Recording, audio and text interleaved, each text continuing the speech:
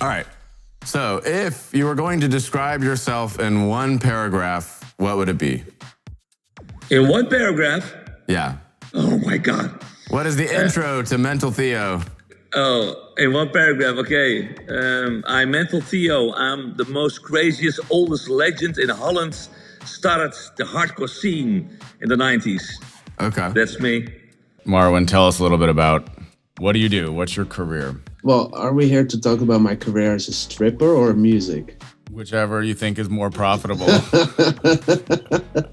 Definitely music. People usually pay me to keep my clothes on. Yeah, people pay you to keep them on. I have no doubt about that. So, all right. So how do you make the jump from engineering to this? Where did the idea come from? I went to a sex toy party and I was like, this is awesome. I had a lot of fun. And really, like, the thing that I noticed was that the consultant was making bank. Even I spent more money. So you saw this and you're like, wow, what is this? I want a piece of this, or I want to do that, or I want to do better than that, or.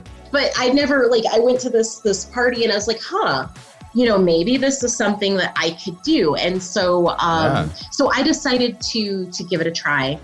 So maybe give us a little bit of background. Okay, what do you do?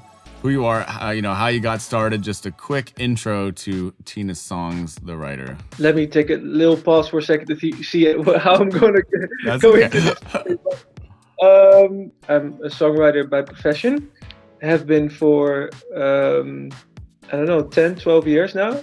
And was always really into music and into playing music, listening to music. Sure. So if you're talking about off the beaten path, then I think I absolutely qualify, because it's it hasn't been the traditional route for me, for sure, but it has been a very joyful one. Yeah. One of the coolest studios you'll ever see. He's got cables coming in and out of everywhere. He has turned his house into one of the most amazing recording studios you'll ever see. Just every room is rigged to record full bands, symphonic orchestras. You can have a drummer in one room. You can have a vocalist in the bathroom. You can have 10 musicians in the den. It's really a sight to behold. Labor of love. I'm guessing that you have a pretty typical success story, wouldn't you say, Scott? Not at all. Not at all. And success, what is that? In terms of how one defines that is probably crucial in a show like yours, Tell everybody the bird's eye view of your life professionally. Life professionally. Well, I would say that my professional life started about 2 months ago, but my journey, if you will, started. This little journey started in 2014, and so at that time I was painting houses. And one winter, I took a real nasty fall snowboarding and herniated some discs in my back. And I got put on all the nasties, the Vicodin, Percocet, all the horrible opioid painkillers that nobody wants to be on. And they made me really sick. They really messed with nobody my life. Wants to be on them. Nobody. None of Middle America wants to be on them. But go on. Fair enough. If you were to poll all of the population of this country, nobody would say they wanted any Vicodin. Okay, Isabel, thank you for joining me. How are you today? I'm good. Hello from the other side of the wall. That's right. Isabel is my neighbor, and like most people in Hollywood, she is an acclaimed TV writer. Just kidding. But we do happen to live in the same building, but thanks to quarantine, we're on the other side of a wall. So we're doing Zoom anyways. So why don't you give me the mini version of your professional background? So, like you mentioned, I am a TV writer. I wouldn't say I'm acclaimed just yet. I've been writing full-time for only a little over a year now. And I've been freelancing for about a year before that. All right, joining me here on the podcast today is Benjamin Franklin Allman. Very patriotic middle name. There you go. Is that your real middle name? No, it's not.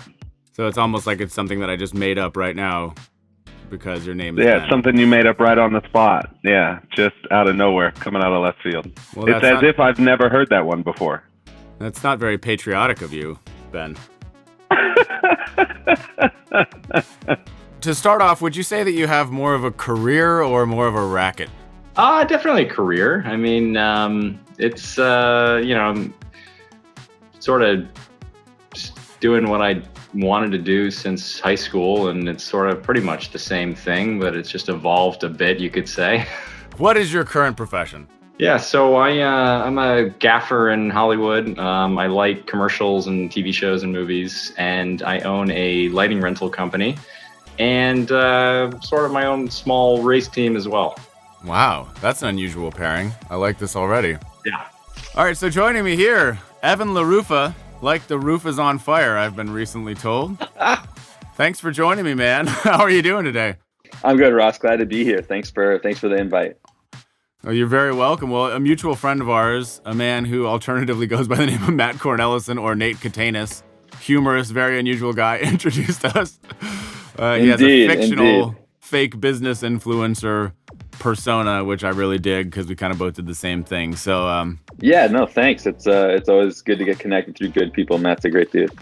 Definitely he is. Give us a quick highlight reel, like who are you? What are you all about? I learned about food waste and how it was such a huge problem, and that when people talk about, oh, don't eat meat because the cow's farts make methane. But when you read about what the actual, like, really big source of methane is, it's food waste and biomass going into the landfills, not composting properly. And so I bought this farm in order to compost. And I sit on the board of directors of Kiss the Ground, which is a nonprofit that trains farmers and raises awareness around regenerative agriculture and how we can reverse climate change through our agricultural practices. And then obviously we were going to grow food for the restaurants if we had a farm. And so we had the whole compost closed loop thing going. And then COVID hit.